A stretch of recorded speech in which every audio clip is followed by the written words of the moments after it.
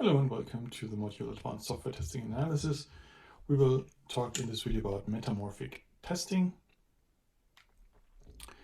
This is part of the advanced testing area of the module, and you had two reading materials. Where I have one article that describes the basics, and then one that shows a current, more or less current from the last couple of years, application of that technique in a specific context.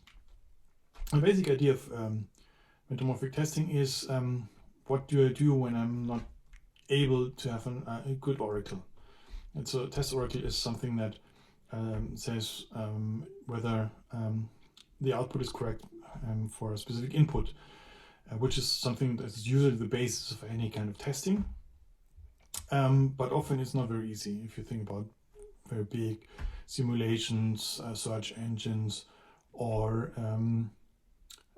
machine learning components. And so instead of what is the correct output, we define these metamorphic relations. So given several test inputs and their relation, what relation needs to hold for the corresponding test outputs. And then we test the assertion based on this relation. So, for example, if we have some kinds of simulation software and we're not really sure what should come out if we input 3, 5, and 7, but we know if we input 3, 5, and 7, that the output for 3 must be smaller than the output for 5, and the output must be smaller than the output for 7, which would actually be the case here in my example, and this would then support that the simulation software does its calculations correctly. Let's get to some questions. A metamorphic relation is: it is a necessary property of the intended functionality involving multiple executions. It is not something that changes between executions, but we need multiple executions. It's nothing to do with execution time, and it's nothing to do with different software systems. Second question: find more relations for the booking.com example. I cut here and pasted the example from the attribute software paper. Look at that and think about a few more metamorphic relations. Here are 3 examples I came up with. So we could, for example, say that the very good and superb hotels must be distinct sets. So a hotel cannot be very good and superb at the same time. Hotels with massages should be a subset of all hotels, and available hotels should also be a subset of all hotels. There should not be an available hotel that is not in the general search results. Next question: what is not an important limitation of metamorphic testing? A relation assertions is often not deterministic. That's nonsense. The actual limitations are that metamorphic relations need to be defined manually. There are some approaches to do that automatically, but this is still very limited.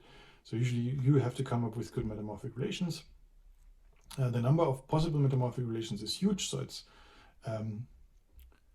also a problem which ones to pick, which are the interesting ones. And another limitation, it does not solve the oracle problem completely, because I cannot, for a specific input, say if it is really correct. I just can judge it in connection with other test outputs, whether the relation holds. So the relation might hold, but the outcome might still, or the outputs might still be incorrect. Next one: why is metamorphic testing interesting for machine learning applications? Well, the thing is, in many learning types, the behavior of the application is learned from some data. So how we do machine learning, and which is often quite synonymous to artificial intelligence today, is that we try to get a lot of data and learn from that data. And then it is, again, not clear what a correct output is, because I just learned that from the data. There are ways to do testing on these kind of systems, and one is using metamorphic testing. What is not a metamorphic relation for supervised learning? Well, addition of informative attributes that would change the whole outcome, and I don't know if the additional informative attributes would change it correctly. So only addition of uninformative attributes should not change the output, and this is something we could define as a metamorphic relation, permutation of class labels. So if I just give different labels to different classes, should not change the output beyond this permutation, or removal of classes should not change the remaining classes. And this already finishes our discussion on metamorphic testing. If you have more questions, put them here in the video or in the corresponding discussion forum.